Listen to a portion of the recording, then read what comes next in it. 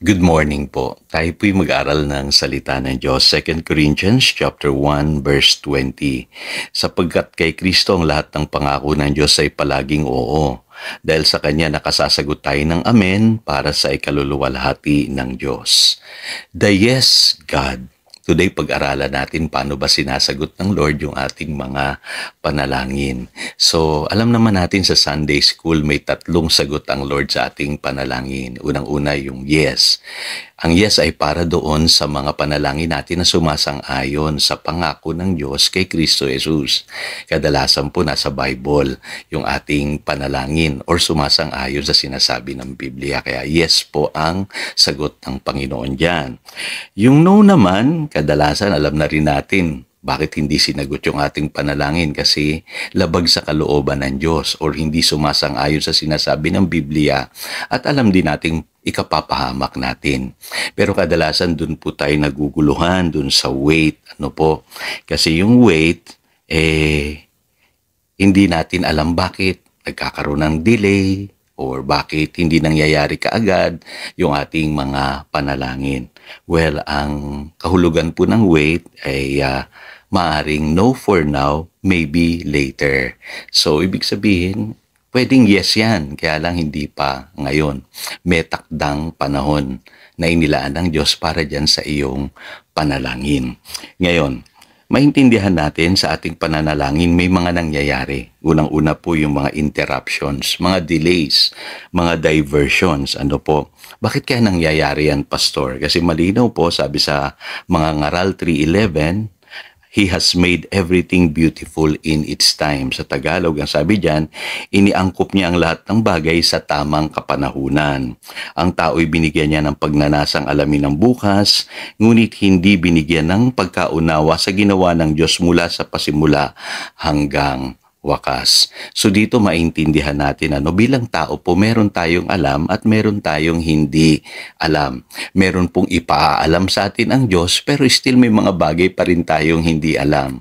Kaya wag na natin tanungin ang Diyos doon. Katulad nung sinasabi ni Apostle Paul dito sa 2 Corinthians chapter 1 verse 20, naniniwala siya na ang Diyos natin palaging oo kay Kristo Jesus. Pero doon sa kanyang panalangin na makapunta siya sa Korinto, hindi nangyari yon. Ano po? Kasi may plano pong higit na mas mainam ang Diyos sa buhay po ni Apostle Paul. Later on, naganap naman yung panalangin na yon ni Apostle Paul. So kadalasan po, naranasan din natin yung tinatawag na mga interventions. Ito hindi nyo napapansin ito, pero pag nag-pray kayo, nagkakaroon ng mga open doors. May mga binubuksang pintuan. May mga tao kayong namimit. May mga opportunities na nagbubukas. Ang tawag po dyan, God's providence. So, mapapansin nyo sa Acts chapter 17 verses 26 to 28, sabi rito, itinakda niya sa simula't-simula pa ang kanilang panahon at hangganan. So, ang tao pala, meron siyang destiny. So, yun po yung itinakda ng Diyos. Sa lahat po ng lahiyan ng tao. So, bakit niya ginawa yun? So, kailangan kasi hanapin ng tao ang Diyos para masumpungan niya yung kanyang destiny.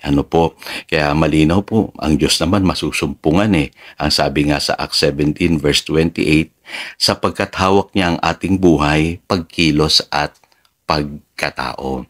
So kapag hinanap mo siya, maiintindihan mo kung ano yung nagaganap sa iyong buhay. So sa buhay na ito, papansin nyo, meron tinatawag na season of seeking.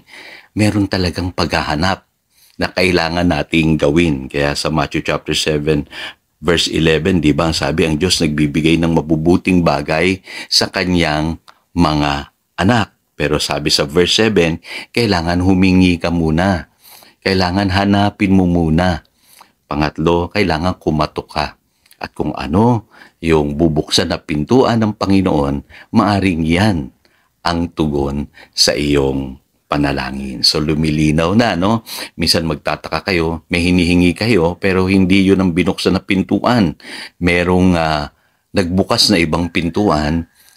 Yung pintuan na yun ang nais ng Lord para sa iyo. Pangatlo, No po, ito na yung tinatawag na instant answered prayers. Kasi kadalasan marami tayong conditions kay Lord. Pero kay Lord, isa lang naman yung kondisyon na hinihingi niya sa ating buhay. Mababasa niyo sa Psalm 66 verse 18 and 19. If I had cherished sin in my heart, the Lord would not have listened. But God had surely listened and heard my voice in prayer.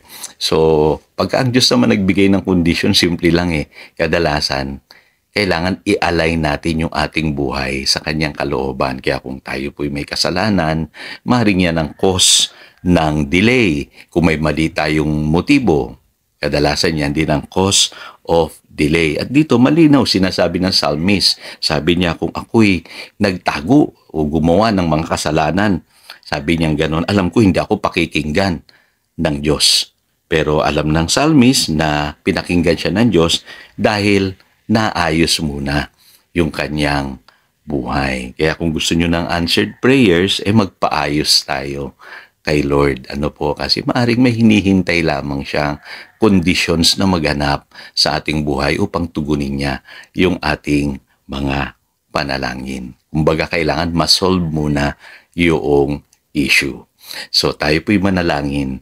Lord, salamat po. At today luminaw sa amin ang pagtugon mo sa aming mga panalangin. Totoo po yun, ikaw ay yes, God. Gusto mo sagutin ng yes palagi ang aming mga panalangin, lalo na kung ito'y sumasang-ayon sa mga pangako mo kay Kristo Jesus. Pero kadalasan po ay marami sa amin ay may mga maling motibo, maling desisyon, at may mga mali pang ginagawa sa aming buhay. Patawarin mo kami, Panginoon. Iayos mo, i-align mo ang aming buhay nang sa ganon, ma-experience namin yung pagtugon mo sa aming mga panalangin at mamuhay kami sang-ayon sa iyong kalooban. Salamat, Panginoon, at naniniwala kami, Panginoon, na you are a yes God at may inihanda ka ng sagot sa aming mga panalangin. Yan ang aming panalangin. In Jesus' name we pray. Amen. Again, ito si Pastor Jojo nagpapaalala upang daluyan tayo ng pagpapala, manatili tayo sa kanyang salita. Good morning.